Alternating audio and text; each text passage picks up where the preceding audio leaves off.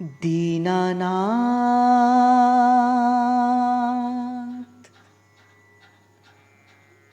अब बारी तुम्हारी।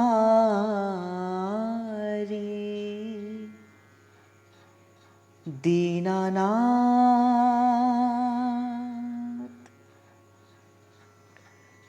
पतित युदारन विरद जानिके।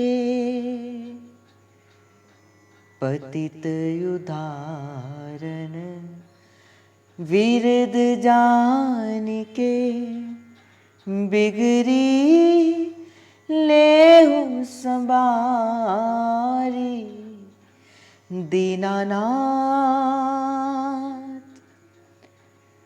अब बारी तुम्हारी। दीनानाथ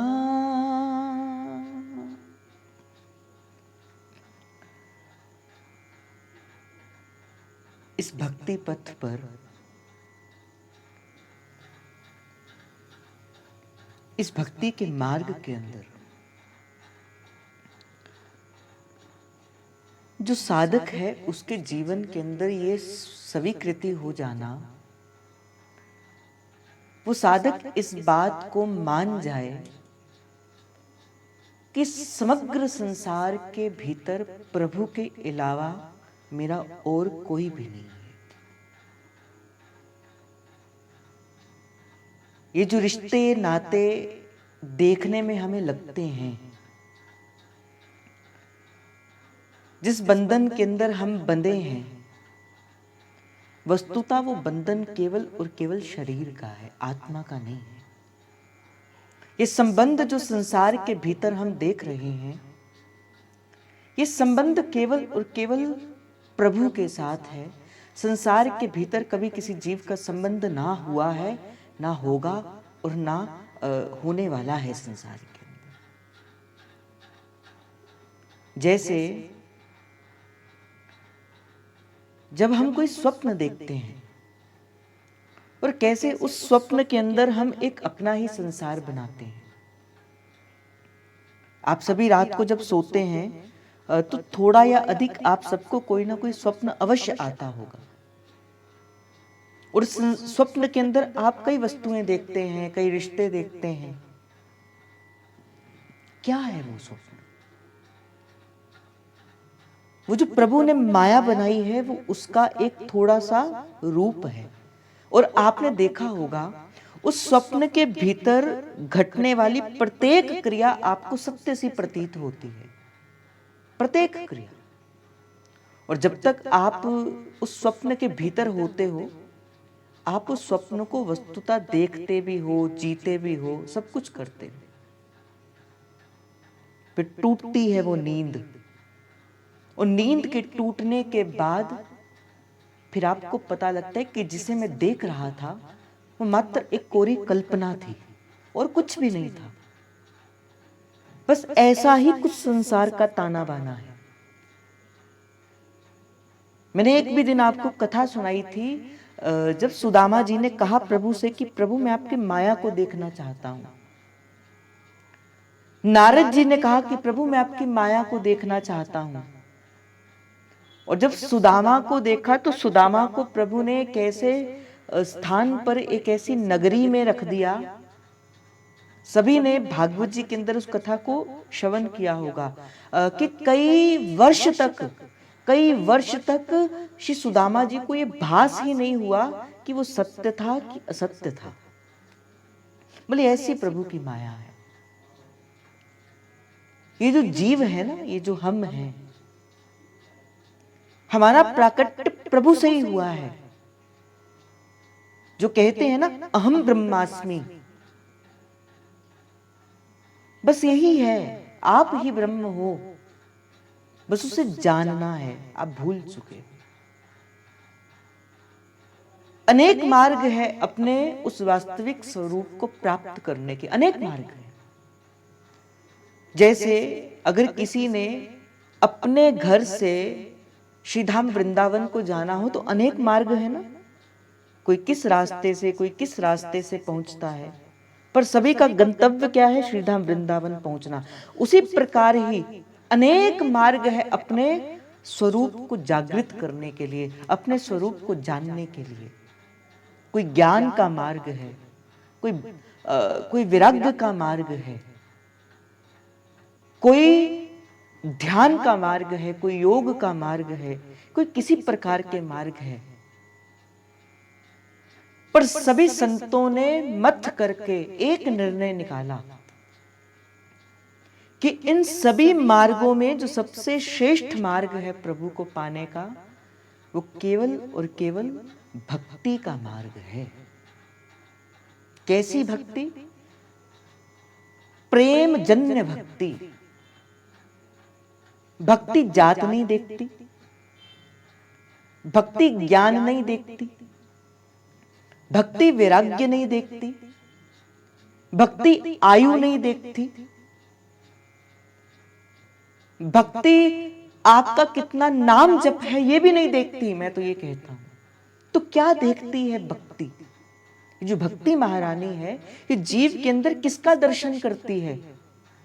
ये भक्ति ये देखती है कि प्रभु के चरणों के प्रति आपकी प्रतीति कितनी है, प्रभु के चरणों के प्रति आपका विश्वास कितना है, प्रभु के चरणों में आपकी श्रद्धा कितनी है, ये देखती है भक्ति।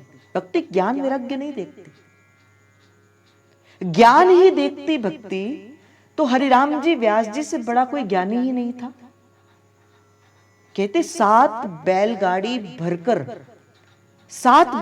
भरकर श्री व्यास जी महाराज तो ग्रंथ लेकर आए थे वृंदावन के अंदर। तो भक्ति कभी ज्ञान नहीं देखती। आयु देखती तो ध्रुव प्रहलाद की क्या आयु थी, बिल्कुल छोटी ही तो थी। जात देखती तो शबरी की क्या जात थी, भिलनी की क्या जात थी, उस निषाद राज की क्या जात थी, वो भी नहीं देखती। तो भक्ति ऐसा कुछ नहीं देखती। भक्ति क्या देखती है? समर्पण कितना है। और जिस दिन आपका मैं तो बस यही कहता हूं, मैं तो कई बार मैंने आपको एक बात का निवेदन किया, कई बार इस सत्संग के भीतर कई बार आपको निवेदन किया गया, बार बार प्रभु से कहा करो मैं आपका हूं। इस मार्ग के अंदर चाहे झूठा ही सही, क्योंकि सत्य कौन कहता है, झूठा ही सही, किंतु झूठे ही प्रभु से कहा करो प्रभु मैं आपका हूं, आप मेरे हो। धीरे धीरे धीरे धीरे, जैसे कोई झूठ आप कई बार भूलो तो कुछ समय के बाद वो झूठ भी सत्य सा ही प्रतीत होता है। उसी प्रकार ही चाहे झूठे ही सही आप प्रभु को अपना कहो, कहते जाओ, धीरे धीरे देखना आप झूठ कह रहे हो किंतु प्रभु तो उसको सत्य समझ रहे हैं। आप झूठ कह रहे हो, प्रभु उसे सत्य समझ रहे हैं। तो प्रभु तो आपके झूठ को भी सत्य समझते हैं। ऐसा प्रभु का विरध है, ऐसा प्रभु का स्वभाव है। तो इसीलिए बार बार अपने मन से कहा करो। ये जो कथा कीर्तन करते हैं ना हम, ये कथा किसी और को सुनाने के लिए नहीं होती। कथा वस्तुतः अपने मन को सुनाई जानी चाहिए। अपने मन को कथा सुनाया करो। और कथा कोई बड़े बड़े उपनिषद पढ़ना, कोई ज्ञान की बातें करना, बोले यही कथा नहीं होता। एक सूत्र दे देना, एक सूत्र दे देना, यही सत्संग है। जो सेवक जो ध्रुवदास जी महाराज कहते हैं ना कि सत्संग की बाढ़ साधक को सदा अपने आसपास लगानी चाहिए। जैसे जब मैया जानकी उस वन के भीतर अकेली थी और अनेक हिंसक पशुओं के मध्य थी। एक तो हिंसक पशु थे और दूसरे दैत्य भी थे, और प्रभु चले गए, और प्रभु चले गए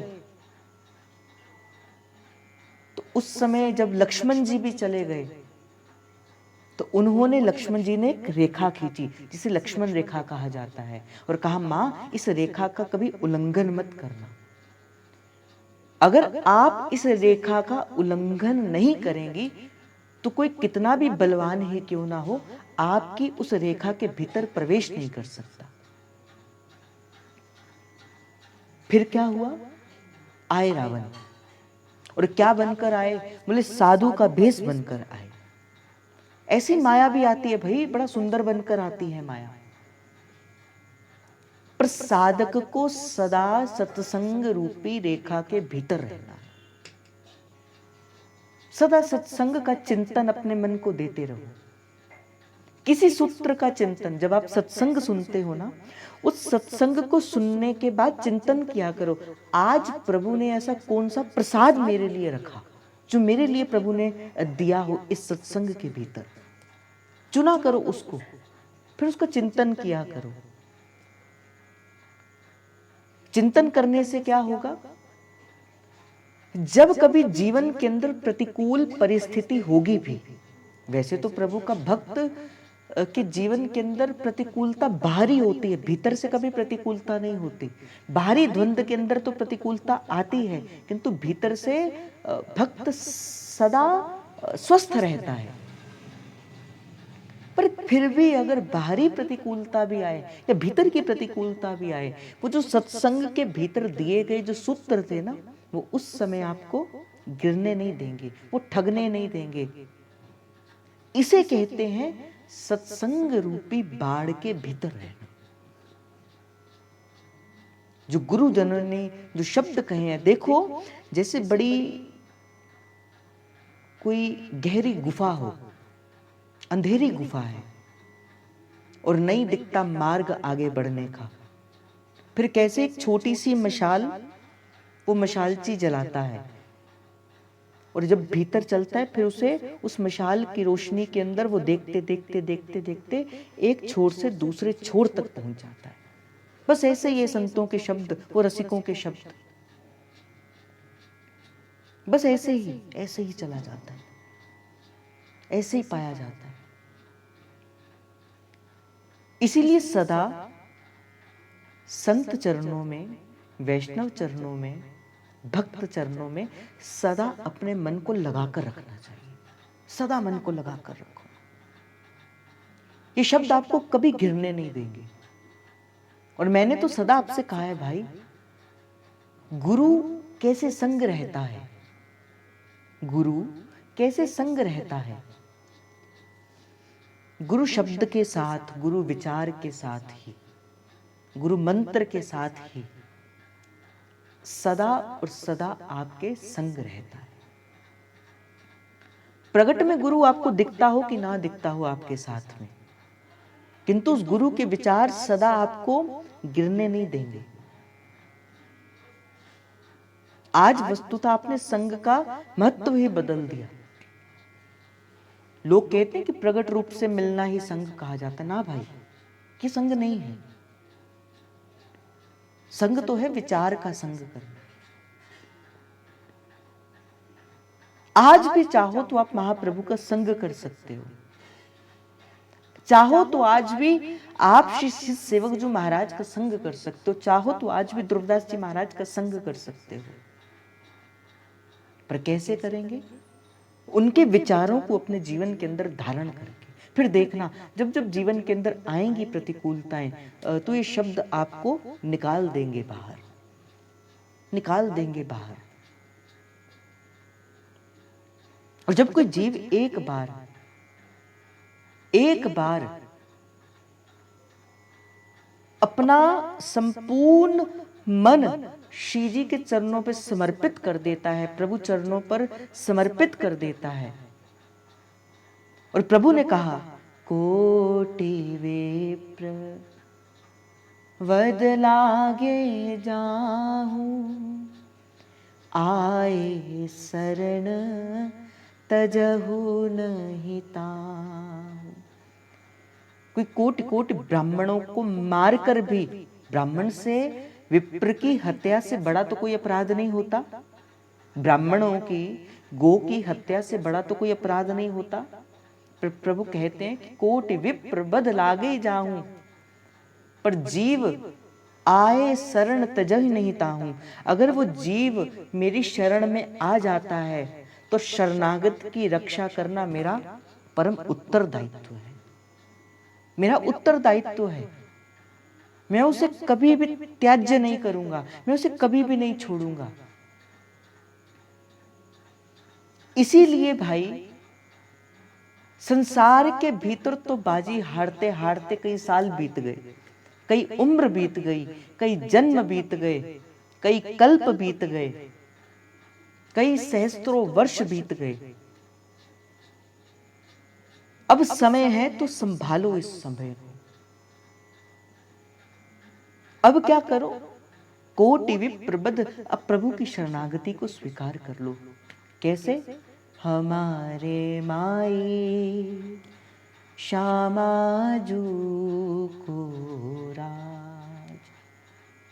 सदा सदा बस इस पंक्ति का स्मरण करो, हमारे माई श्री श्यामाजू को राज। और देखो प्रभु भी जाको अधीन सदा ही सांवरो, या ब्रिज के सरताज हमारे माई श्यामाजू को राज। सदा इस पंक्ति का स्मरण रखो। भाई कहने से ठसक नहीं होती, जो गुरुजनों ने जो जिया है ना, बस इसी पंक्ति के आधार पर जिया। भाई हमारे माई श्यामाजू को राज।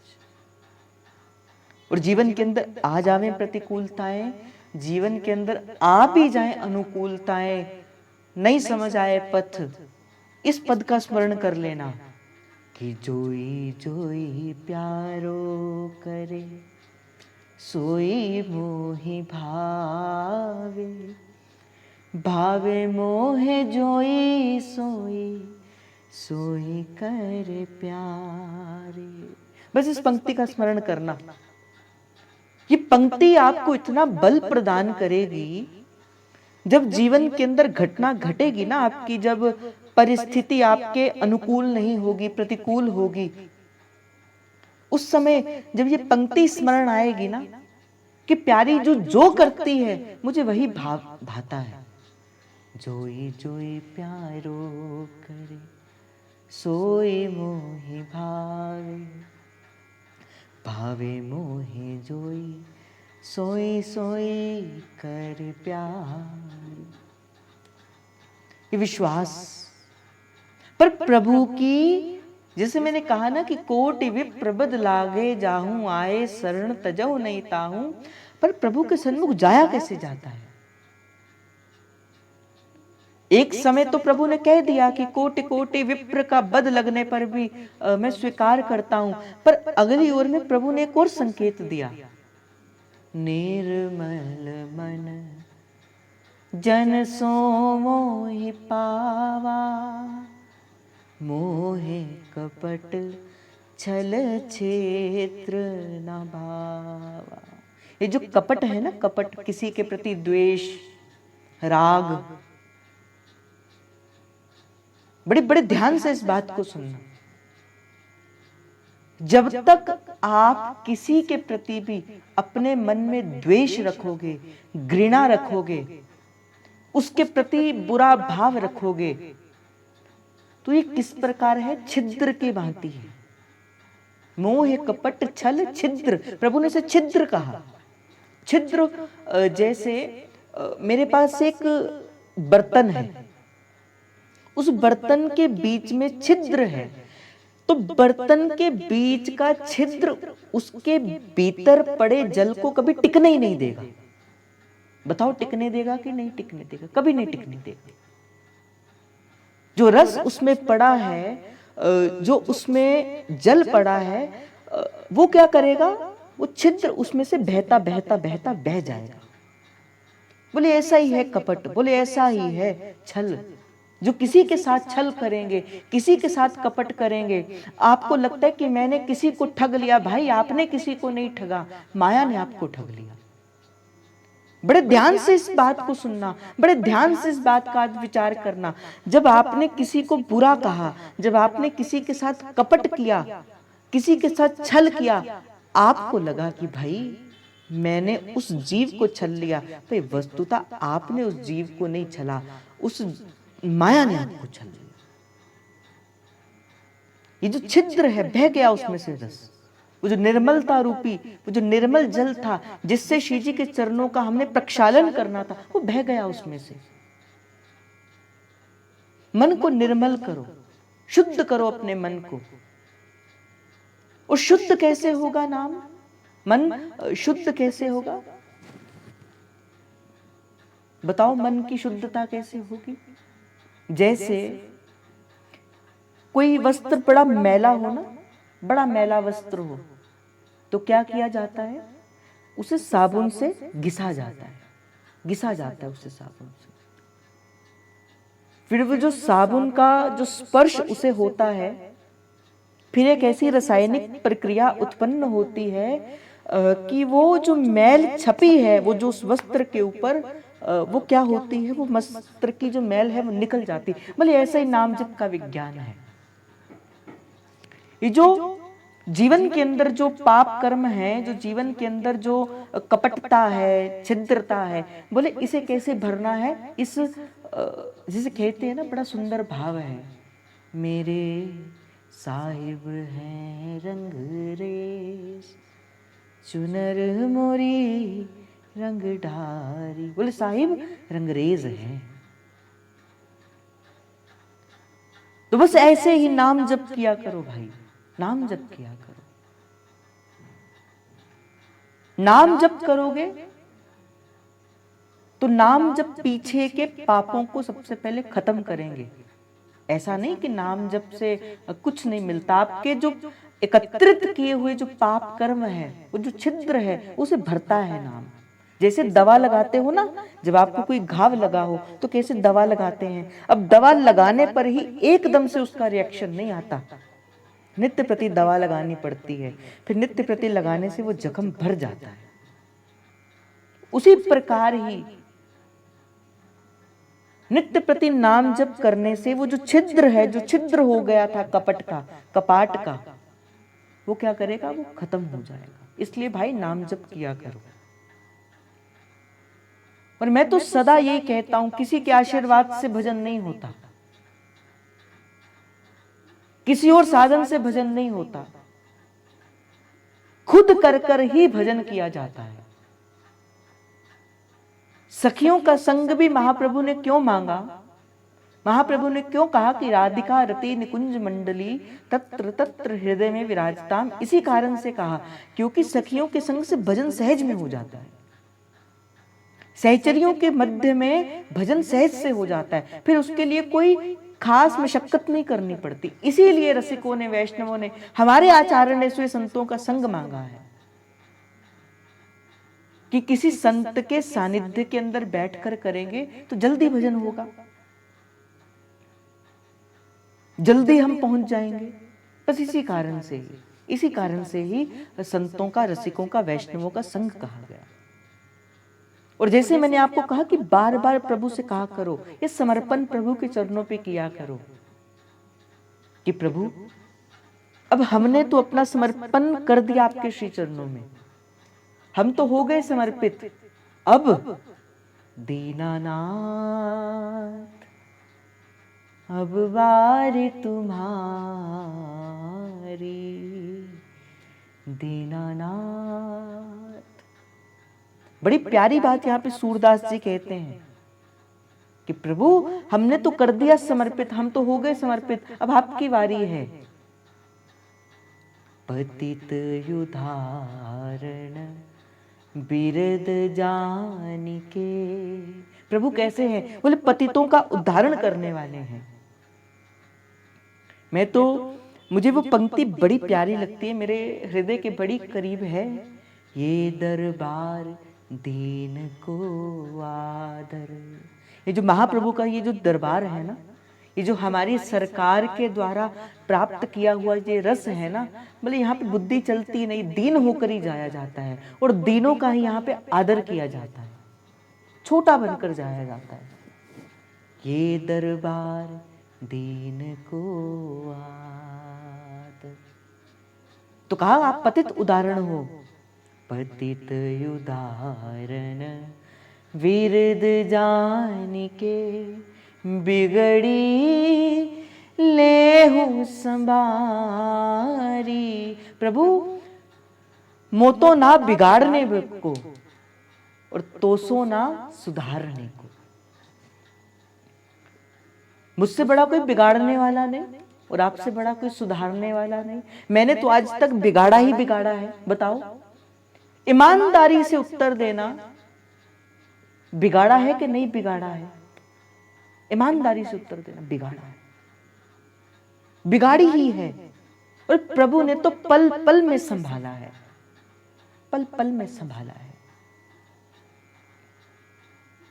आज मैं अभी महादेव का सीरियल देख रहा था, बस एक छोटा सा ही झलक देखी, पर महादेव और जालंधर का प्रसंग चल रहा था। तो जालंधर ने कहा कि महादेव, मैं भी तो आपका अंश ही था, मैं भी तो आपका पुत्र ही तो था, किंतु आपने सदा मुझसे दूर रहे और इसी कारण से ही मैं आज ये असुर बन गया।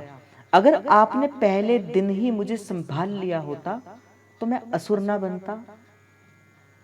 आप तो कभी मेरे पास आए ही नहीं।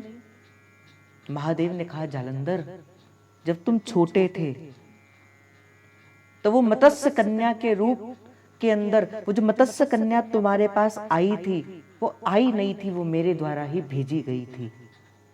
माता की हत्या होने के बाद जो शुक्राचार्य जी आए, वो भी स्वयं नहीं आए, वो भी मेरे द्वारा भेजे गए थे। इंद्र के द्वारा जब तुम्हें लगा वो तीर, उस समय वृंदा तुम्हारे जीवन के अंदर आई, वो आई नहीं थी, मेरे द्वारा ही भेजी गई थी। जब ये पंक्ति महादेव ने कही, मैंने तो अपने जीवन के अंदर विचार किया कि हम भी तो प्रभु के पुत्र हैं, हम भी तो प्रभु के अपने हैं, और हमें लगता है कि प्रभु कभी हमारे पास नहीं आए। मैंने भी उसी स्थिति को अपने आप के अंदर जीकर देखा कि प्रभु हमें जब जब आपकी आवश्यकता पड़ी, आप तो कभी नहीं आए।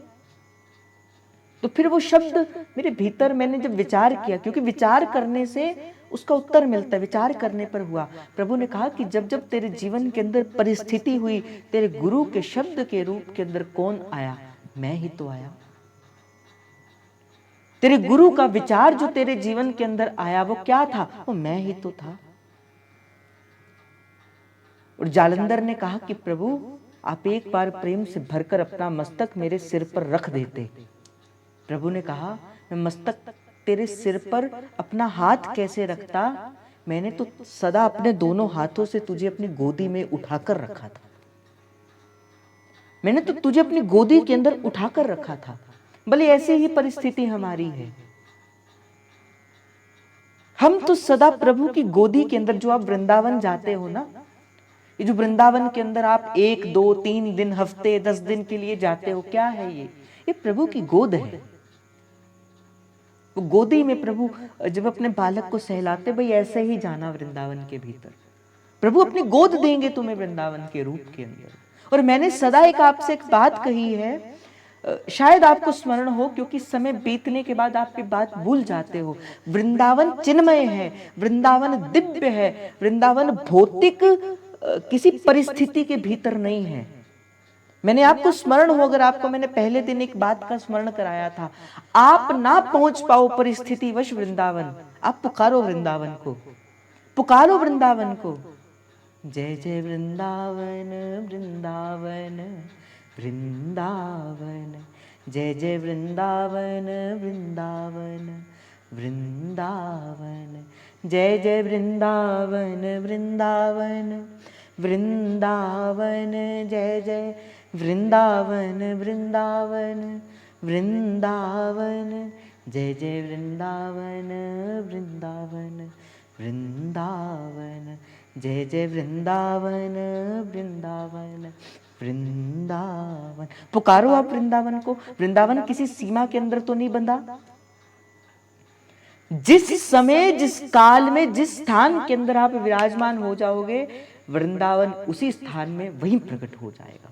मुझे स्मरण है, मैंने पहले दिन ही कहा था, ये जो रात का समय आप नित्य प्रति सत्संग के भीतर आते हो, आप दिल्ली, जयपुर, कनाडा आदि आदि स्थानों पर, जयपुर के अंदर नहीं, आप कहाँ विराजमान हो? आप इस समय वृंदावन की भूमि के भीतर ही विराजमान हो। आप इस समय वृंदावन में ही हो, मानने की बात है। आप इस समय वृंदावन का वास कर रहे हो। ध्रुवदास जी महाराज की कुटिया के भीतर बैठकर आप श्री ध्रुवदास जी महाराज की उस वाणी को सुन रहे हो, महाप्रभु की वाणी को सुन रहे हो, वृंदावन के धाम के इस यश को सुन रहे हो। क्या है ये? वृंदावन का भाव है। आप इस समय वृंदावन में हो भाई। वृंदावन प्रकट है, चिन्मय है, दिव्य वृंदावन तो सदा सदा हर स्थान पर विराजमान हो जाता है। तो आप इस समय वृंदावन का वास कर रहे हैं। तो मैं आपसे कह रहा था, पतित उदाहरण बिदर जान के जुबा बिगड़ी ले हो संभारी। बोले प्रभु मेरे से बड़ा तो कोई बिगाड़ने वाला नहीं था और आपसे बड़ा तो कोई सुधारने वाला नहीं था। और एक बात कह के फिर मैं आज के भाव में प्रवेश करूंगा। बालापन खेलत ही खोयो। सूरदास जी महाराज कहते, बोले बालपन तो मैंने खेल में खो दिया, बिता दिया बालपन अपना खेलते खेलते ही। जुबा विषय रस माते।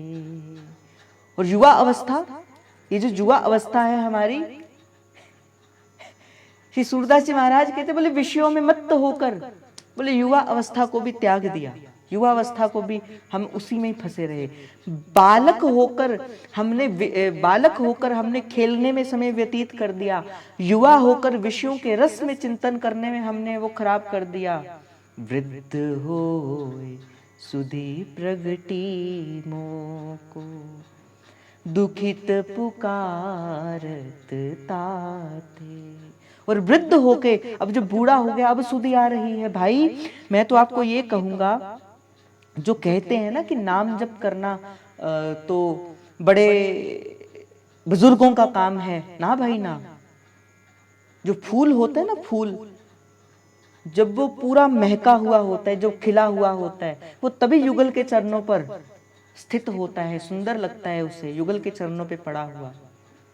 उसी प्रकार ही ये जो जीवन की जो युवा अवस्था है भाई, यही प्रभु भक्ति के लिए योग्य है। यही प्रभु की भक्ति करने का सबसे सही समय है। अंत समय के अंदर तो भाई ना दांत चलेंगे, ना आंख चलेगी, कफ से गला भर जाएगा, पित्त वायु कफ, और हाथ तो माला में चलेंगे ही नहीं। बोले जब चलेंगे तो कब चलेंगे? बोले अब चलेंगे, अब चलेंगे। तो इसीलिए स्मर मन कृष्णम सच्चिदानंद, स्मर मन कृष्णम सच्चिदानंद। सदा मन से कहना, स्मर मन कृष्णम सच्चिदानंदम, सदा मन से कहना। तो इसी भाव पे चलते हुए, जैसे मैंने कहा, वृंदावन तो सदा हमारे संग है, वृंदावन तो सदा हमारे पास है, सदा हर रूप के अंदर हमारे पास हो सकता है। बात क्या है? समझने की बात है। बात क्या है? उस चीज को जानने की बात है। श्री जी की कृपा से इस वृंदावन शतलीला का भाव हम सभी श्रवण कर रहे हैं। एक हफ्ते के बाद आज पुनः इस शतलीला के भाव का प्रारंभ होने जा रहा है। 25 दोहों की चर्चा हम कर चुके हैं। आज 26वां दोहा जो है उसकी चर्चा हमने करनी है। आओ बड़े प्रेम से श्री धाम वृंदावन का स्मरण करते हुए आज के भाव में प्रवेश करें। जय जय वृंदावन वृंदावन वृंदावन, जय जय वृंदावन वृंदावन वृंदावन, जय जय वृंदावन वृंदावन वृंदावन, जय जय वृंदावन वृंदावन वृंदावन, जय जय वृंदावन वृंदावन वृंदावन, जय जय वृंदावन वृंदावन वृंदावन। श्री वृंदावन धाम की जय, श्री वृंदावन रजरानी की जय, श्री यमुना महारानी की जय, समस्त संत हरिभक्तन की जय। दुर्दास जी महाराज कहते हैं, वृंदा विपिन सुहावनो, रहत एक रसनेत, प्रेम सुरंग रंगे तहाँ, एक प्राण दो मित। देखो, प्रेम अर्थात वृंदावन, प्रेम अर्थात युगल, प्रेम अर्थात हित, और हित अर्थात महाप्रभु, ये सब एक है। श्री दुर्दास जी महाराज ही 42 लीला के अंदर, जब सिद्धांत विचार लीला के अंदर एक साधक का प्रवेश कराते हैं, उस समय बड़ी सिद्धांत की पोषण करते हुए श्री दुर्दास जी महाराज कहते, प्रेम का एक गुण होता है, प्रेम सदा एक रस कहता है, सदा एक रस रहता है, वो प्रेम कहा जाता है। जाको आदि और अंत ना हुए, जो सदा एक रस रहे तासो प्रेम कहिए, जिसका आदि और अंत होए तासो नेम कहिए। नेम और प्रेम का भेद बताते हुए श्री दुर्दास जी महाराज ने कहा, बोले जिसका प्रारंभ है और जिसका अंत है उसे क्या कहा जाता है, उसे नेम कहा जाता है, किंतु जो सदा एक रस रहता है उसे प्रेम कहा जाता है। उदाहरण के तौर पर श्री दुर्दास जी महाराज कहते हैं, जैसे आप कोई क्रिया करते हो, मान के चलो आपने आरती ही करी, तो आरती का प्रारंभ भी है और आरती का अंत भी है। प्रारंभ से लेके अंत तक जो था उसे क्या कहा जाता है, उसे नियम कहा जाता है, उसे नेम कहा जाता है। अब मैं जैसे आपको एक और उदाहरण के तौर पर कहूं, जैसे अभी आप राधा नाम की माला कर रहे हो, तो अभी संकल्प का प्रारंभ हुआ और संकल्प का विराम होगा, तो ये क्या था, ये नेम था। किंतु जैसे ही ये नेम समाप्त हो जाएगा, नेम के बाद क्या जागृत होगा, प्रेम जागृत होगा। किंतु प्रेम तक जाने से पहले नेम को करना अनिवार्य है। जैसे जब प्रगट सेवा होए तासो प्रेम लक्षणा भक्ति उर्मे आवे, श्री दुर्दास जी महाराज कहते हैं। जो लोग कहते हैं ना कि भाई हमारा तो सदा नाम जप चलता है, हमारा तो सदा हर सांस में हम नाम जप करते हैं, भाई नहीं होता नाम जप, ये ठगने की बात है। किसको ठग रहे हो, अपने आप को ठग रहे हो। सबसे पहले प्रेम करने के लिए नेम करना अनिवार्य है। प्रेम लक्षणा भक्ति तक जाने के लिए सबसे पहले प्रगट सेवा का करना अनिवार्य है। मानसी सेवा में प्रवेश करने से पहले प्रगट सेवा को करना अनिवार्य है। उसी प्रकार ही प्रेम करने से पहले नेम करना अनिवार्य है। और प्रेम का गुण क्या होता है, प्रेम सदा एक रस रहता है, वो घटता बढ़ता नहीं है।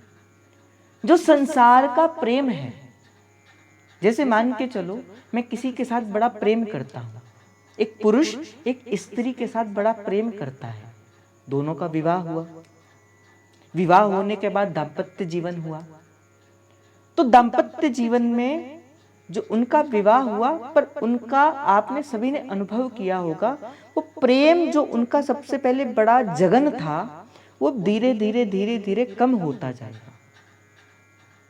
धीरे धीरे वो प्रेम कम होता जाएगा। क्यों? क्योंकि वो संसारिक प्रेम है। और सदा एक रस जो प्रेम रहता है वो केवल और केवल भगवत चरणार अनुराग पति का प्रेम ही है। इसलिए श्री दुर्दास जी महाराज कहते हैं कि जो वृंदावन का श्री युगल के चरणों के प्रति जो प्रेम है ना, ये किसी नेम के अंतर्गत नहीं आता कि आज युगल के चरणों में अनुराग बढ़ा और कल युगल के चरणों में अनुराग नहीं होगा। आज तो मैं सेवा के अंदर रहूंगा और कल सेवा के अंतर्गत नहीं रहूंगा। बोले ऐसा नहीं रहता। श्री वृंदावन धाम, श्री वृंदा सखी सदा सदा एक रस होकर ही श्री युगल की सेवा के अंदर सदा विराजमान है। इसीलिए श्री दुर्दास जी महाराज कहते हैं वृंदा विपिन सुहावनो। एक तो आनंदमयी है, रहत एक रसनी, बोले एक रस से रहता है, एक रस से युगल की सेवा के भीतर है। एक तो एक रस है और दूसरा कैसे? बोले ये जो एक रस युगल की सेवा में छका है, पगा है, और दूसरी बात कही बोले नित्य है। ऐसा नहीं आज सेवा में है और कल सेवा में नहीं होगा, कल सेवा में है और परसों सेवा में नहीं होगा। भाई ये सहचरी नहीं होती। मैंने एक भी दिन आपको निवेदन करते हो शायद कल या परसों कहा था, भगवान सब प्रदान करते हैं, सब देते हैं प्रभु।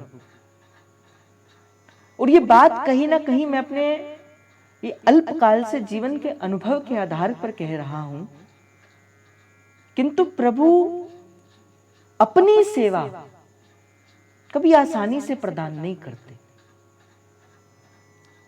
प्रभु अपने संतों की सेवा कभी आसानी से प्रदान नहीं करते। जब प्रभु किसी पर बड़े प्रसन्न होते हैं, फिर किसी को सेवा के अंदर उस सेवा की लालसा उसके हृदय के अंदर जागृत होती है। पर माया बड़ी ठगनी है भाई, क्योंकि सेवा एक ऐसी भावना है जिस सेवा की भावना से आप सदा प्रभु के निकट रह सकते हो। जैसे मैं आपको कहूं कि जो आपके गुरुजनों की सेवा में होते हैं, जैसे बाबा की सेवा में कुछ अपना परिकर है, निज परिकर है, जय जय की सेवा में अपना निज परिकर है, या और संतों की सेवा में जो निज परिकर है, उनकी करी गई सेवा उन्हें गुरुजनों के निकट रखती है। रखती है कि नहीं? बोले रखती है। उसी प्रकार ही एक सहचरी की सेवा सदा सहचरी को युगल के निकट रखती है। बड़ा गंभीर सूत्र है, बड़ा विचारणीय सूत्र है। हो सके तो आज इस बात का विचार करना। गुरुजनों के निकट रहने वाले भी सेवा के माध्यम से गुरुजनों पर अपना अधिकार बना लेते हैं। और शिष्य, अब देखो, अगर किसी ने श्री केलीकुंज धाम से दीक्षा लेनी हो, उदाहरण के तौर पर अगर मैं आपसे कहूं, अगर किसी ने केलीकुंज धाम से दीक्षा लेनी हो तो क्या पहले बाबा से मिला जाता है? नहीं। पहले किनसे मिला जाता है? जो उनका निज परिकर है उनसे मिला जाता है। और निज परिकर जिसे हां कह देंगे, जिन्हें वो कह देंगे कि हां अब आपको हम बाबा के पास, महाराज जी के पास पहुंचा देंगे, फिर बाबा उसका विचार नहीं करते, फिर उसको सीधे दीक्षा दे देते हैं। देते हैं कि नहीं देते हैं? ऐसा ही परिपाटी है। उसी प्रकार ही जो सहचरी सदा श्री युगल की सेवा में है, अब उसका अधिकार युगल की सेवा में हो गया। इसीलिए मैंने एक भी दिन कहा था, यहां पर हम ये जो एडमिन शब्द है उसे खत्म कर दें। एडमिन कोई भी नहीं है, यहां पर जो भी है वो श्री जी की सखी सहचरी है, जो श्री जी की सेवा में है। अब सेवा युगल के प्रति अधिकार प्राप्त कर देगी। आप जिसको चाहोगे उसे सेवा में नियुक्त कर सकते हो। आप जिसे भीतर प्रवेश कराना चाहोगे उसे निकुंज के भीतर प्रवेश करा सकते हो। क्या है ये रीत है हमारी सनातन वैदिक परंपरा की, निकुंज की सहचरियों की रीत है। हो सकता है आपको ये बातें थोड़ी ऊपर ऊपर से निकल रही हो, किंतु यही निकुंज की रीत है। सहचरियां सदा सेवा के बल पर प्रिया प्रियतम के निकट रहती हैं।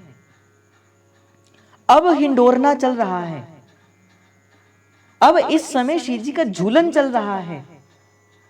श्री जी की झूलन कुंज को तैयार करने के लिए पहले सहचरियां आई, झूलन कुंज तैयार करी, फूलों से श्री जी की कुंजे तैयार करी, फूलों से श्री जी का वो सुंदर भाव तैयार किया, वो झूला तैयार किया। फिर कुछ सहचरियां झोंटा देंगी, क्या करेंगी? बोले सुख लेंगी। और एक बात मैं आपको निवेदन कर दूं, ये बात अपने ऊपर मत लेना, किंतु इस बात सच्ची है।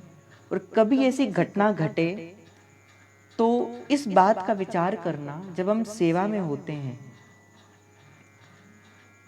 तो कोई किसी को सेवा प्रदान नहीं करवाता और कोई किसी से सेवा वापस नहीं लेता।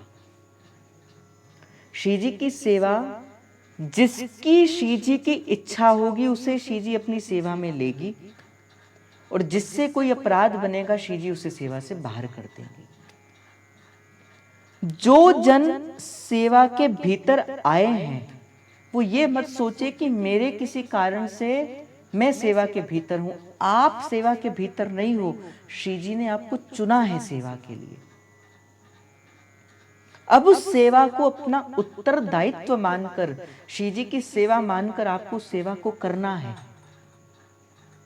और जिस दिन आपसे कोई अपराध बनेगा, श्री जी आपको दंड के स्वरूप के अंदर क्या करेगी? जब निकुंज के अंदर जब किसी सहचरी से अपराध होता है ना, ये जो हम यहाँ बैठे हैं, आज अब यहाँ पर बैठे हैं हम, ये क्या है? किस कारण से बैठे हैं? पता है आपको किस कारण से? मैं आपको कहता हूँ, आप श्री जी की सहचरियां हो, श्री जी की सहचरियां हो, ये जो हम और आप यहाँ पर बैठे हैं, किस कारण से बैठे हैं? सेवा के अपराध के कारण से बैठे हैं। जो निकुंज से बाहर निकाल दिया गया, सेवा से हमें निकाले हुए हैं हम निकुंज से, इस कारण से इस लोक के हैं, नहीं तो हम इस लोक के थोड़ी हैं, हम इस लोक के हैं ही नहीं। मैं तो कई बार श्री जी से कहता हूं,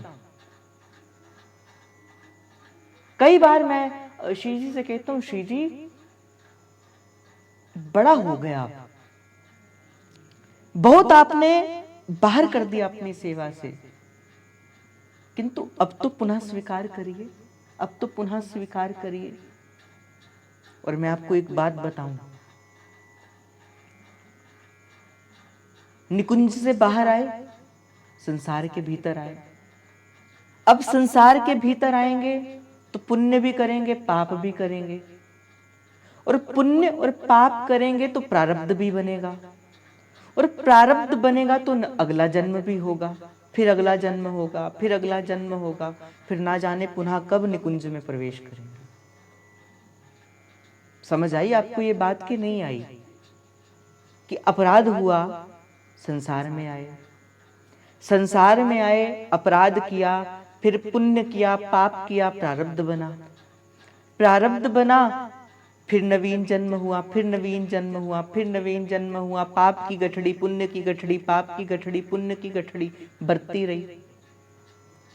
आपने नाम जप किया, मैंने समर्पित करा दिया। क्यों कराया? इसी कारण से कराया, ताकि पुण्य की गठड़ी भी आपके ऊपर ना बने। इसी कारण से मैं आपका भजन समर्पित करवा देता हूं, संकल्प लेके समर्पित करवा देता हूं, इसी कारण से करवा देता हूं, ताकि भजन की गठड़ी भी आपके ऊपर ना बने। वो सोने की जंजीर है जो आपको पकड़ के रखती है, जकड़ के रखती है, इस कारण से वो भी समर्पित कर देते हैं, ताकि जब आप इस शरीर का त्याग करो ना आपके भीतर पाप हो, ना आपके भीतर पुण्य हो, ताकि इस जन्म के भीतर जब आप जाओ तो पुनः सहचरी वपु को प्राप्त करो। इस कारण से मैं इस संकल्प से यहां बैठता हूं।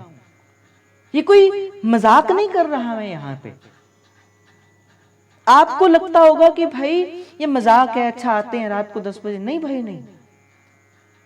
मैं एक भी दिन आपसे मैं कह रहा था, मेरी आयु आपसे छोटी है, मेरी आयु आप सबसे चाहे छोटी है, कुछ होंगे जो मुझसे छोटे होंगे, नहीं तो मेरी आयु आप सबसे छोटी है। किंतु जिस समय मैं यहाँ पर 10 बजे जब श्री जी के संकीर्तन के भाव के अंदर बैठता हूँ, श्री जी को साक्षी मानकर मैं कह रहा हूँ, श्री अपने जय जय सरकार गुरुदेव को साक्षी मान के कह रहा हूँ, मेरे भीतर जो आपके प्रति भाव है वो एक वात्सल्यता का भाव जागृत होता है। एक इस भाव से मैं यहाँ पर बैठता हूँ कि आप अपने उस स्थान में पहुंचो। उस वात्सल्य के भाव को लेकर मेरे भीतर एक ऐसा प्रेम आपके लिए उमड़ता है कि मुझे ऐसा लगता है कि चाहे बड़े हैं चाहे छोटे हैं, पर किंतु एक ऐसे भाव के साथ मैं यहाँ पर बैठता हूँ कि नहीं, आप पहुंच जाओ अपनी स्थिति में, आप पहुंच जाओ।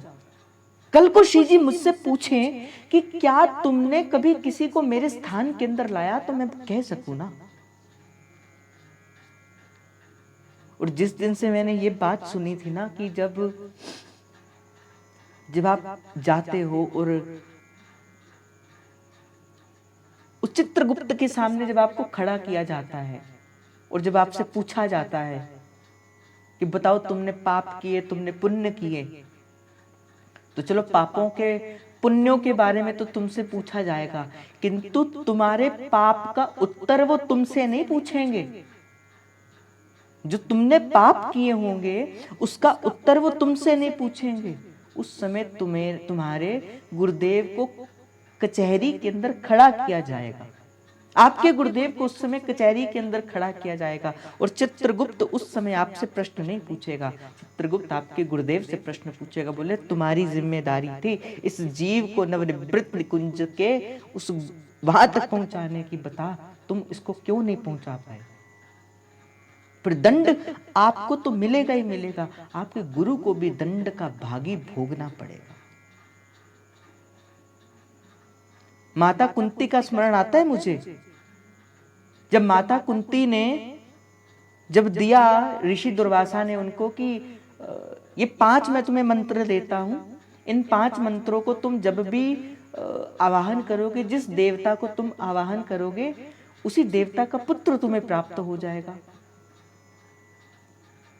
अब कुंती मैया का विवाह तो हुआ नहीं था, उन्हें विश्वास भी नहीं था गुरु शब्दों पर, जैसे हम है ना, गुरु शब्दों पर विश्वास नहीं रखा, संत शब्दों पर विश्वास नहीं रखा, वैष्णव आचार्य रसिकों के शब्दों पर विश्वास नहीं, ऐसे कुंती मैया को भी नहीं हुआ। और ऋषि दुर्वासा ने सहज में कह दिया कि मैं तुम्हें ये वस्तु प्रदान करता हूं, मंत्र दिया, गई गंगा किनारे और गंगा किनारे जाके सूर्य के मंत्र का आवाहन कर दिया। अब सूर्य के मंत्र का आवाहन हुआ, सूर्यदेव प्रकट हो गए। अब प्रकट हुए तो वो मंत्र का फल क्या था, वो जिस देवता का मंत्र था बोले वही देवता तुम्हें प्रदान करेंगे, वही देवता जो है अपना पुत्र प्रदान करेंगे, अपना जैसा तेज का पुत्र तुम्हें प्रदान करेंगे। अब सूर्यदेव ने दिया अपना पुत्र। अब कुंती डर गई। अब जब कुंती मैया डर गई, मैं कैसे कर लूं, क्योंकि वो समय ही ऐसा था, एक तो कन्या, ऊपर से राजकन्या, तीसरी अविवाहिता, अब संसार क्या कहेगा।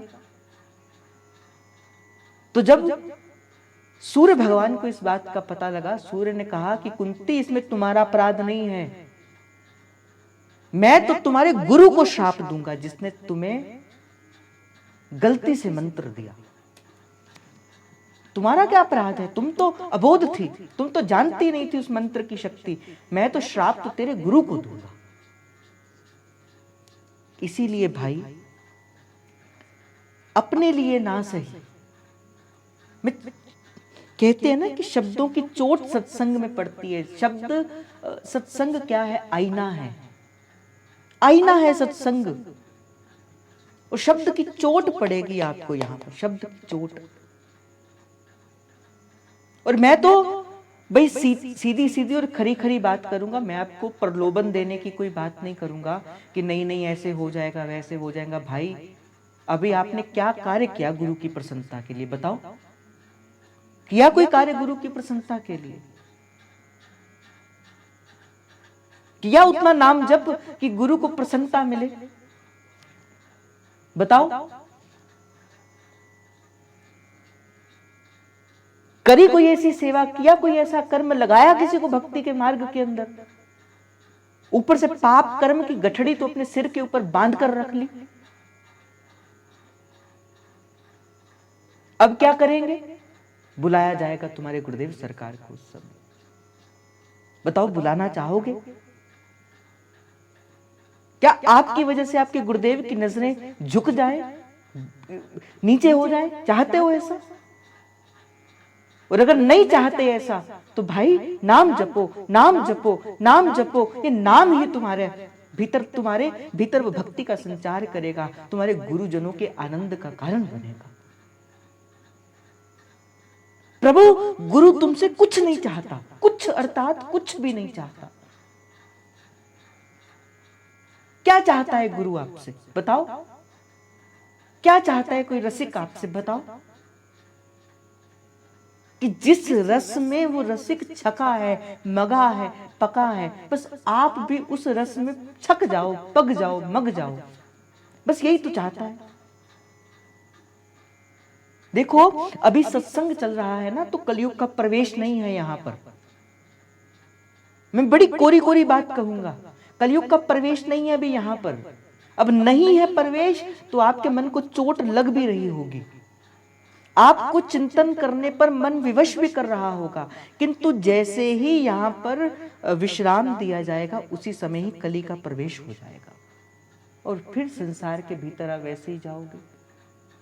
अभी तो मन संकल्प ले रहा है, नहीं भजन करेंगे, नहीं भजन करेंगे, नहीं गुरुदेव की नजरें नहीं झुकने देंगे, किंतु जैसे ही सत्संग का विराम होगा पुनः कली आ जाएगा, पुनः कली का फिर प्रहार होगा। तो एक रस होकर भजन करना है, एक रस होकर।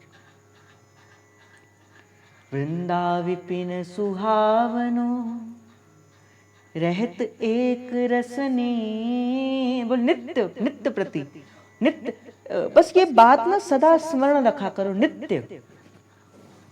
भजन कोई एक दिन का कार्य नहीं है भाई।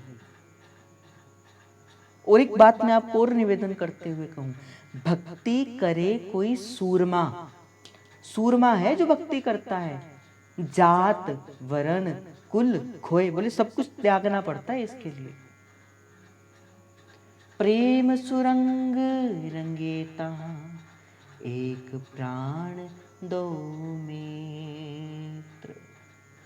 जहां वृंदावन एक ऐसा स्थान है, पहले कहा कि वृंदावन सुहावना है, वृंदा विपिन सुहावनो रहत एक रस नित्य, बोले एक रस प्रेम के गुणों से युक्त होकर एक रस सदा नित्य रहता है।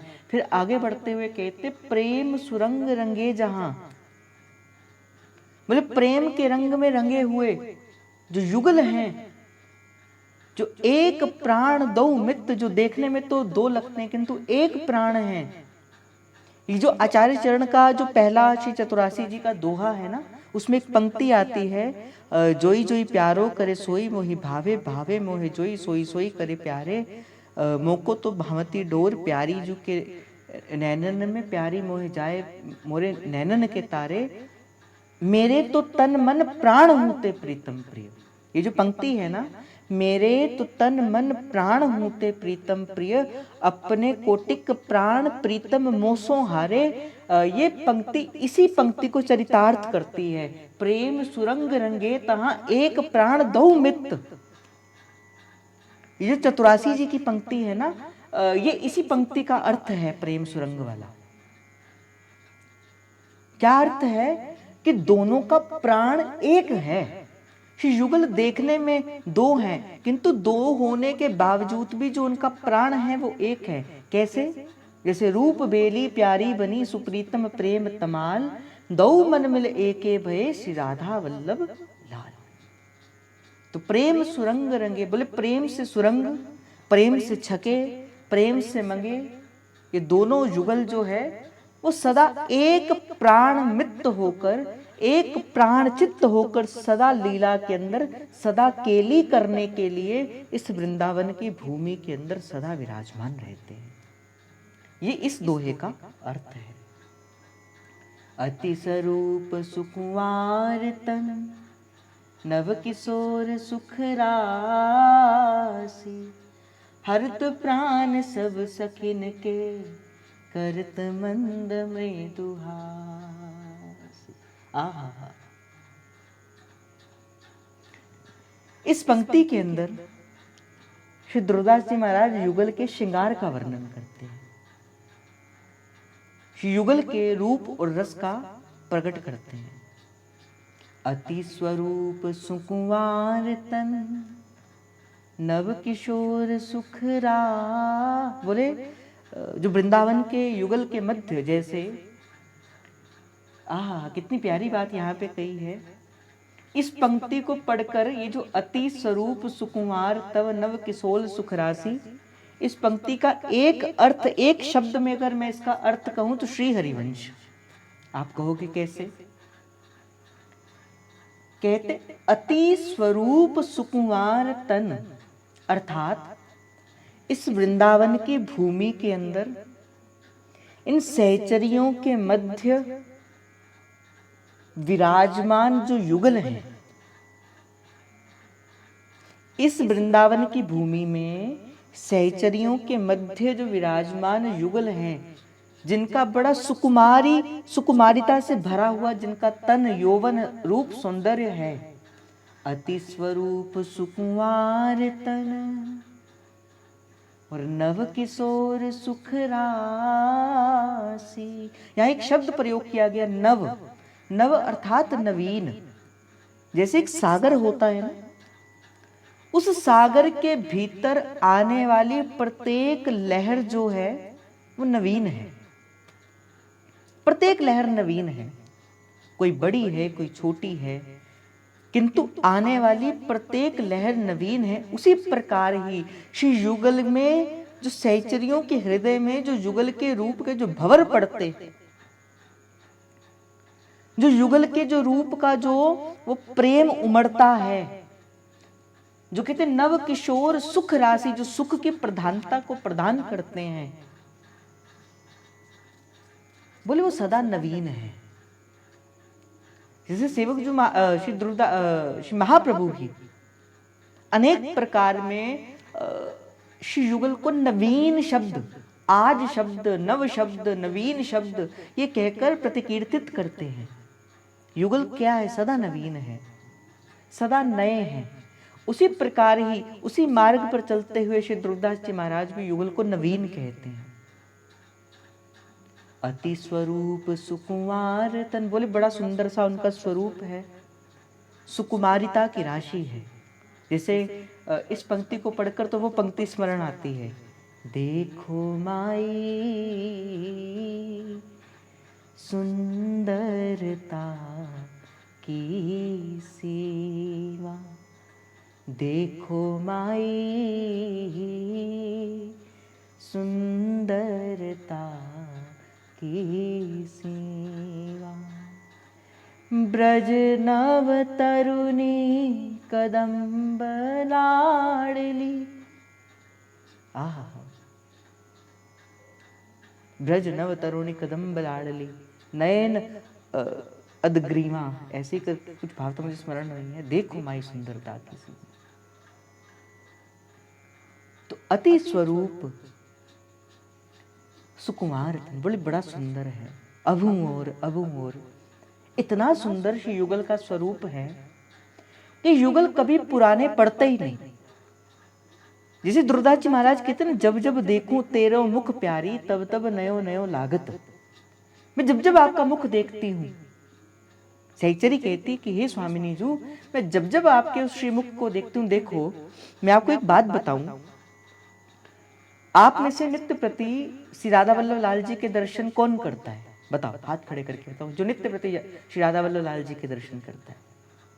काफी सारे जन करते हैं। क्या आपने कभी ये अनुभूति करी है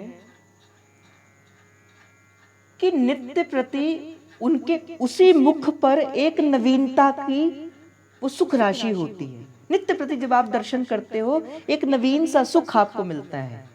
हर बार एक नया सा वो रूप, नया सा सुंदरता, नया सा प्रेम जो है वो होता है। बोलो कभी ये अनुभूति हुई है कि नहीं हुई? मतलब जितनी बार भी दर्शन करेंगे श्रीमुख का, उतनी बार ही एक सुंदरता की एक असीम लहर का प्रादुर्भाव हमारे हृदय के अंदर होगा।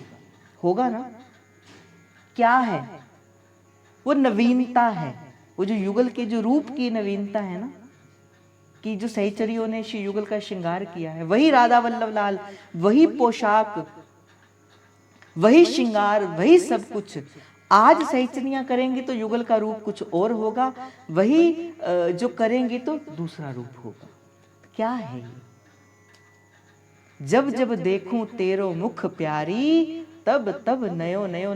ये जो रसिकों ने कहा ना, ये जो शब्द कहे भाई, ये अनुभव के विषय पे कहे, कहीं ऐसे ही नहीं कहे, अनुभव के विषय के आधार लेकर कहे। और मैं तो ये कहता हूं कि जो रसिकों ने जो अनुभव कहे ना, आप भी इन पंक्तियों को अपने जीवन के अंदर जियो। जियो आप, सुनो नहीं, पढ़ो नहीं, जानो, जानो इसको क्या लिखा। अति स्वरूप सुकुमार तन, नव किशोर सुख रास। बोले ठाकुर जी जो युगल है ना, जो नव किशोर हैं, जो पुराने से पुराने हैं, नवीन से नवीन है, बोले सुख की राशि है। मैंने तो एक संत के श्रीमुख से बड़ा सुंदर बात सुनी थी। कहा, इस सारे संसार में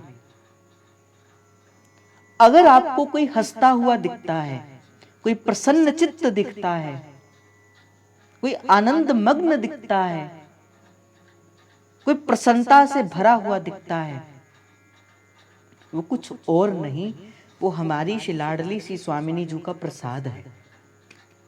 उसके मुख में जो हंसी आई है ना, उसे जो हसीन का वो जो आनंद मिला है, वो जो सुख मिला है, वो क्या है? वो श्री लाडली जी ने उस पर प्रसन्न होकर उसे सुख का, उसे प्रसन्नता का प्रसाद दिया है।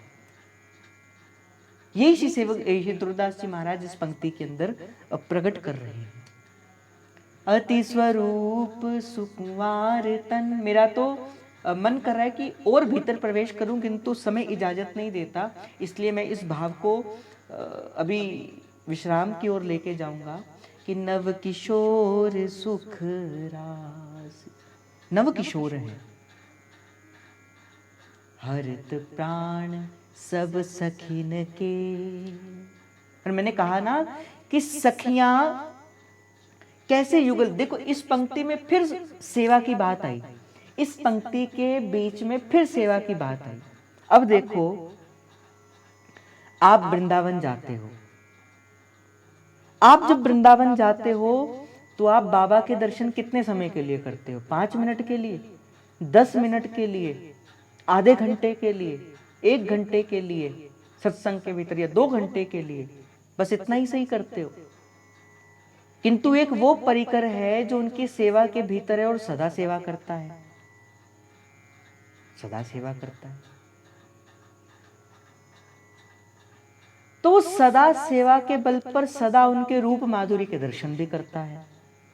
उनकी हसन, उनकी बोलन, उनकी चमक, उनकी दमक,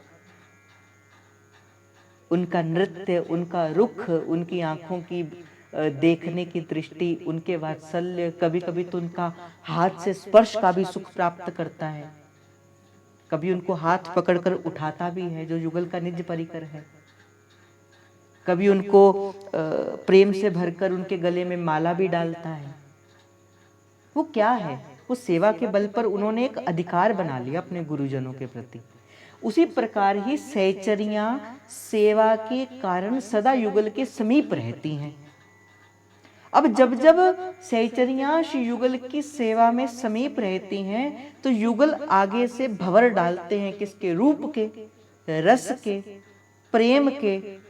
अब जैसे ही उस रूप रस के भंवर पर श्री सहचरियां जब उस युगल को देखती हैं तो हरत प्राण सब सखिन के, बोले सखियों के प्राण हर जाते हैं।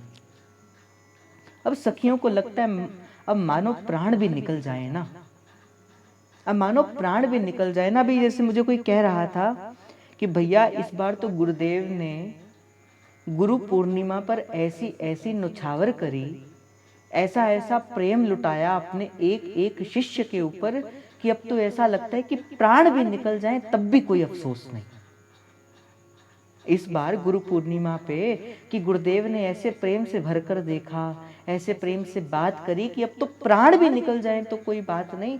उसी प्रकार ही जो श्री जी की बोलन है, जो श्री जी की हसन है, जो सुंदर अलकावली की वो जो लटक है, वो जो चित चोर श्री स्वामिनी जो जब लालजू से मृदुहास करती हैं, वो जो मुस्कुराती हुई श्री स्वामिनी जी के वो सुंदर सुंदर कपोलों से वो जो हंसी निकलती है, वो सुंदर दंतावली के जो लालजू के दर्शन होते हैं, आहा हा, हरित प्राण सब सखिन के, बोले सखियों के सारे प्राण हर लेती है वो बात। करत मंद मृदुहासी, जब श्री जी जिसे कहते हैं ना, तेरी मंद मंद मुस्कनिया पे, तेरी मंद मंद मुस्कनिया पे, बलिहार प्यारे जू, बलिहार प्यारे जू। आहा, तेरे नैन बड़े कजरारे, काजर से काले कारे, तेरी मोर मुकुट लटकनिया पे, तेरी मोर मुकुट लटकनिया पे, बलिहार प्यारे जू, बलिहार प्यारे जू, बलिहार प्यारे जू, बलिहार प्यारे जू। तो यही है प्रेम, ऐसा ही है प्रेम।